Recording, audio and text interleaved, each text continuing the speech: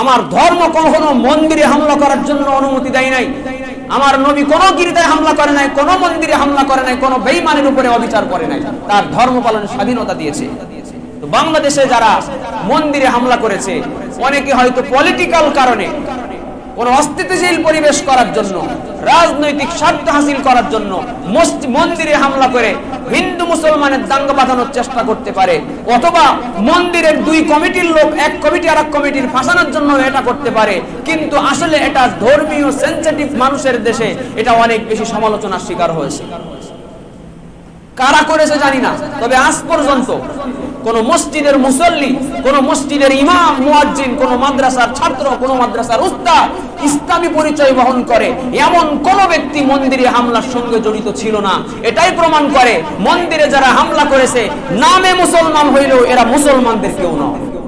বিল্লাহি মিনাশ শাইতানির রাজীম। বিসমিল্লাহির রহমানির রহিম।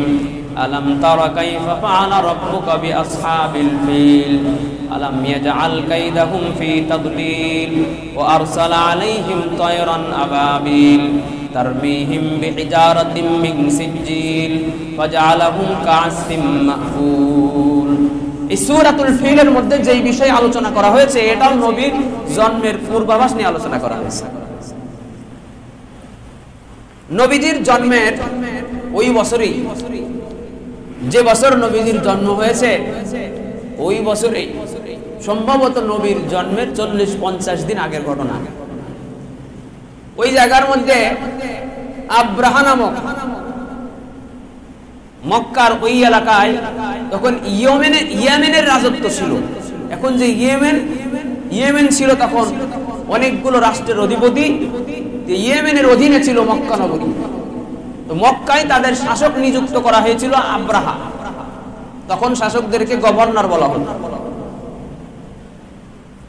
এই আব্রাহা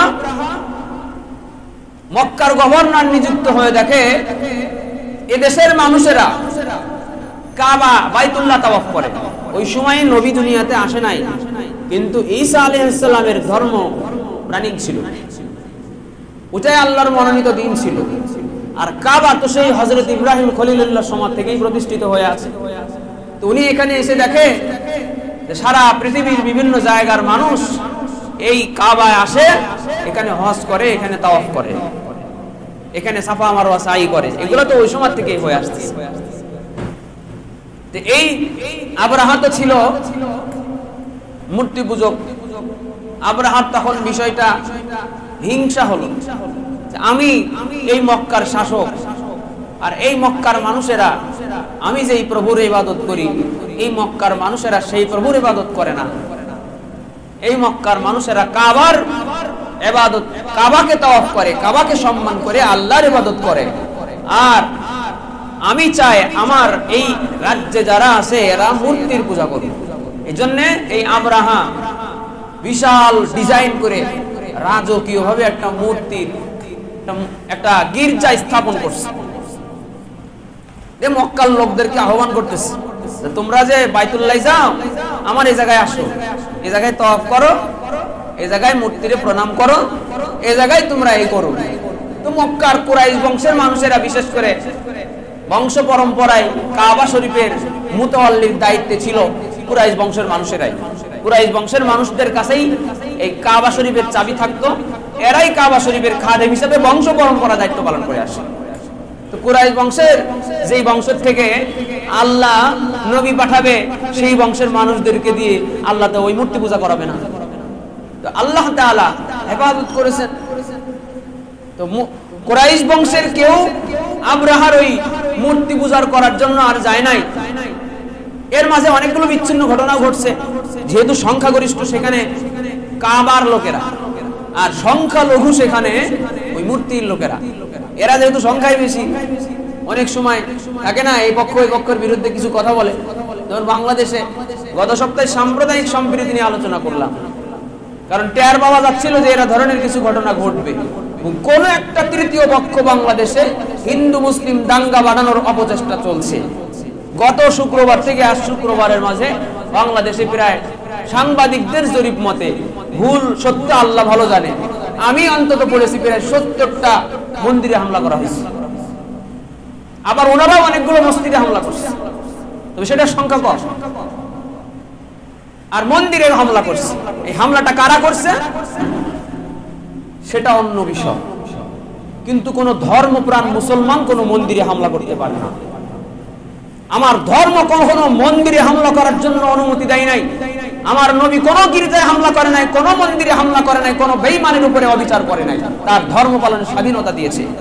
তো বাংলাদেশে যারা মন্দিরে হামলা করেছে, অনেকে হয়তো পলিটিক্যাল কারণে, কোন অস্থিতিশীল পরিবেশ করার জন্য, রাজনৈতিক স্বার্থ হাসিল করার জন্য মন্দিরে হামলা করে হিন্দু মুসলমানের দাঙ্গা বাঁধানোর চেষ্টা করতে পারে, অথবা মন্দিরের দুই কমিটির লোক এক কমিটি আর এক কমিটির ফাঁসানোর জন্য এটা করতে পারে। কিন্তু আসলে এটা ধর্মীয় সেনসিটিভ মানুষের দেশে এটা অনেক বেশি সমালোচনার শিকার হয়েছে। কারা করেছে জানি, কোন মসজিদের মুসল্লি, কোন মসজিদের ইমাম মুয়াজ্জিন, কোন মাদ্রাসার ছাত্র, কোন মাদ্রাসার উস্তাদ ইসলামী পরিচয় বহন করে এমন কোন ব্যক্তি মন্দিরে হামলার সঙ্গে জড়িত ছিল না। এটাই প্রমাণ করে মন্দিরে যারা হামলা করেছে নামে মুসলমান হইলেও এরা মুসলমানদের কেউ নয়, এরা ইসলামের কেউ নয়, এদের সঙ্গে আমার ধর্মের কোনো সম্পর্ক নাই। আমরা আরো তাদের ধর্মীয় উপাসনালয় পাহারা দিয়ে দিয়ে তাদের ধর্ম পালন করার সুযোগ দিয়েছি, এটা আমার নবীর আদেশ আমাদের প্রতি। এরকম ভাবে হয়তো এই কারণে তারা আমাদের একটা মসজিদে হামলা করছে, আবার আমাদের কিছু লোক হামলা করছে। ওই সময় আব্রাহার ওই সময় ঘটনা এটাই ঘটছে, কাবার পক্ষের লোকেরা আব্রাহার ওই মূর্তির বিপক্ষে কথা বলছে, আব্রাহার মূর্তির লোকেরা কাবার বিপক্ষে কথা বলছে। এই পক্ষ ওই পক্ষের কথা চলাচলের কারণে কিছু বিচ্ছিন্ন ঘটনা উভয়ের পক্ষ থেকে ঘটছে। এইরকমই একটা ঘটনার প্রেক্ষিতেই আব্রাহার এই যে গির্জা ছিল, ওই গির্জের মেহরাবের উপরে কে জানি পায়খানা করে আসছে। সেটা তার পক্ষের না, এই পক্ষের, সেটা ভিন্ন বিষয়। কিন্তু বায়তুল্লাহর পক্ষের কেউ এই কাজ করতে পারে না, সেটা ভিন্ন বিষয়। এখন আব্রাহা এখানে প্রচন্ড ক্ষিপ্ত হয়ে গেছে, আজকে আমি কাবা ধ্বংস করে দেবো, নাউজুবিল্লাহ, বায়তুল্লাহ ধ্বংস করে দিবে। হাতির বাহিনী নিয়ে আসছে। ফিল মানে হচ্ছে হাতি, যে সূরা ফিল আপনারা তেলাওয়াত করলেন, ফিল মানে হচ্ছে হাতি, হাতির নামে সূরা। হাতির বাহিনী নিয়ে আসছে, উটের বাহিনী নিয়ে আসছে, বিশাল সবথেকে বড় আকৃতির হাতির উপরে আব্রাহা নিজে আসছে এবং বায়তুল্লাহর আশপাশে এসে পাহাড়ের উপরে তারা অবস্থান নিয়েছে। ওখান থেকে ঘোষণাপত্র পাঠিয়ে দিয়েছে, তোমরা যারা কুরাইশ বংশের মানুষদের কাছে ওরা নিউজ পাঠিয়ে দিয়েছে, তোমরা যারা বায়তুল্লাহ সংরক্ষণের দায়িত্ব আছে, এত ঘন্টার আলটিমেটাম দিলাম, এর ভেতরে তোমরা কাবা চত্বর ছেড়ে দিবা, আমরা ওইটারে ভাঙবো, যদি না ছাড়ো তাইলে তোমাদের সঙ্গে আমাদের যুদ্ধ হবে। কাবার দায়িত্বে মুতাওয়াল্লি ছিলেন নবীজির দাদা হযরতে মুত্তালিব, নবীর দাদা। ওরা যেখানে আব্রাহার বাহিনী যেই জায়গায় এসে আস্তানা করছে, ওর পাশে আবার বিশাল বড় উটের খামার, উট বাঁধে যেই মাঠের ভিতরে, ওই জায়গায় আবার নবীর দাদার 200 উট ছিল, বিচরণ হচ্ছিল। আব্রাহার বাহিনী এসে আগে নবীর দাদার উটগুলো দখল করছে, উট দখল করে জব্দ করে নিয়ে গেছে। এরা যখন কুরাইশ বংশের কাছে এই ঘোষণা পাঠাইলো, তোমরা কাবা ছেড়ে দাও, আমরা কাবা ধ্বংস করব, তখন নবীর দাদা এই কুরাইশ বংশের মানুষদের পক্ষ থেকে নেতা, নবীর বংশই নেতার বংশ, বড় বংশ, সেরা বংশ। তো নবীর দাদা তখন এই আব্রাহার সঙ্গে দেখা করতে তার ইয়ার ভিতরে গেল, তাঁবুর ভিতরে গেল, ওই পাহাড়ের উপরে।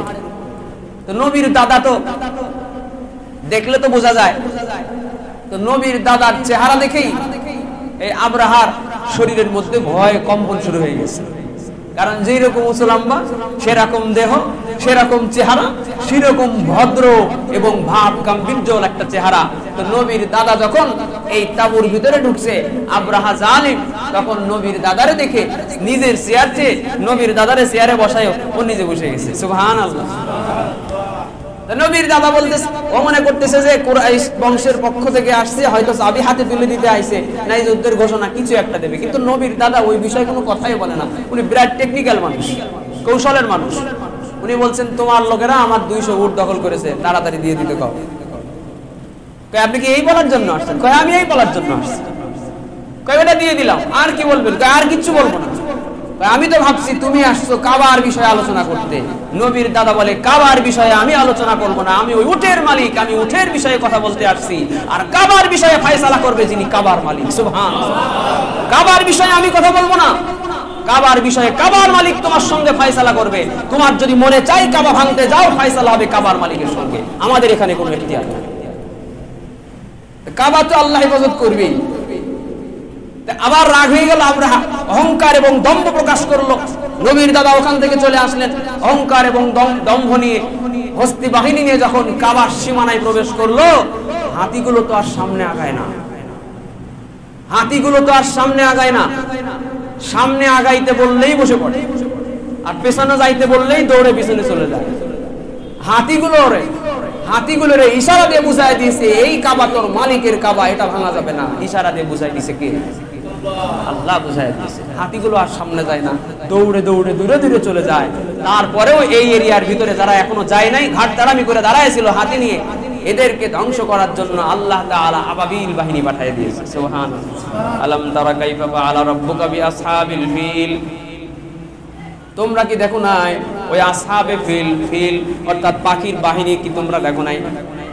আলাম ইয়াজআল কাইদাহুম ফি তাদলিল, তারা যে ষড়যন্ত্র করছিল তাদের ষড়যন্ত্রকে আল্লাহ তাআলা ব্যর্থ করে দিয়েছে। ওয়া আরসালা আলাইহিম তায়রান আবাবিল, আবরাহার ওই হাতি বাহিনীকে ধ্বংস করার জন্য আল্লাহ তাআলা পাখিদের একটা বাহিনী, আবাবিল নামক একটা বাহিনী আল্লাহ তাদেরকে পাঠিয়ে দিয়েছে। তারমিহিম বিহিজারাতিম মিন সিজিল, তারা নিক্ষেপ করেছে পোড়া মাটি দ্বারা তৈরি হওয়া ছোট ছোট পাথর, তারা নিক্ষেপ করেছে। সুবহানাল্লাহ। অর্থাৎ কাদা মাটিরে পোড়াইলে খুব শক্ত হয়। আর আল্লাহ তাআলা যে পাখির বাহিনীকে পাঠাইছিল এই হস্তি বাহিনীকে দমন করার জন্য, প্রত্যেকটা পাখির কাছে 3টা করে অস্ত্র, 3টা করে বুলেট ছিল।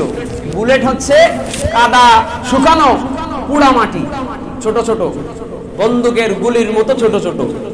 তো ওরা 2 ডানার নিচে 2টা নিয়েছে আর ঠোঁটের আগায় একটা নিয়েছে। এই পাখিরা প্রত্যেকটা পাখির কাছে 3টা করে বুলেট আছে, আল্লাহর পাঠানো বুলেট। ওরা উপর দিয়ে উড়ে উড়ে যায় আর এক একটা নিরিক করে করে ফালায়, হাতির মাথা ঢুকে একেবারে পেটের ভিতরে চলে যায়। যার মাথার উপরে একটা ওই বুলেট পড়ে ও জায়গায় মারা যায়। সুবহানাল্লাহ। আবার আব্রাহার বাহিনী যারা আছে ওর শরীরের উপরে পড়তেছে, তো শরীরের গোশত সহ খসে খসে পড়ে যাইতেছে। এইভাবে করে করে যার পাশে পড়ছে বাতাস লাগছে ও ওই ভাইরাসে মারা গেছে। এই বুলেটগুলোর ভিতরে আল্লাহ এমন কিছু বিষক্রিয়া দিয়ে দিয়েছে। এভাবে করে দৌড়াদৌড়ি লাফালাফি করতে গিয়ে আব্রাহা যিনি নাটের গুরু ছিল, এও যখন দেখলো আর এখানে থাকা যাবে না, এই কাবা ধ্বংস করার ক্ষমতা পৃথিবীর কোন জালিমের নাই, তখন নিজে তাড়াতাড়ি পাড়াইতে গিয়া ওর গায়েও 2-1টা ওই টিগাল লেগে বাড়ি যাওয়ার আগেই ও জায়গায় মারা গেছে। সুবহানাল্লাহ। কাবা ধ্বংস করতে পারে নাই, কাবার মালিক কাবা ঠিক করেছে। ফাজালাহুম কাআসফিম মাকুল, কোরআন শরীফে আল্লাহ এভাবে বলেছেন, গরু যখন ঘাস চিবায়, ঘাস চিবানোর পরে ওটা কেমন দেখা যায়, এই আব্রাহার বাহিনীগুলো ওই জায়গায় ওইরকম পিষ্ট হয়ে পড়েছিল। কাআসফিম মাকুল, ও গরু ঘাস চিবাইলে যেমন দেখা যায় ওইটা, এটা কাআসফিম মাকুল। আল্লাহ তাআলা নবীর জন্মের পূর্বাভাস আলোচনা থেকে যাহা আমরা শুনলাম আমল করার তৌফিক দান করুন।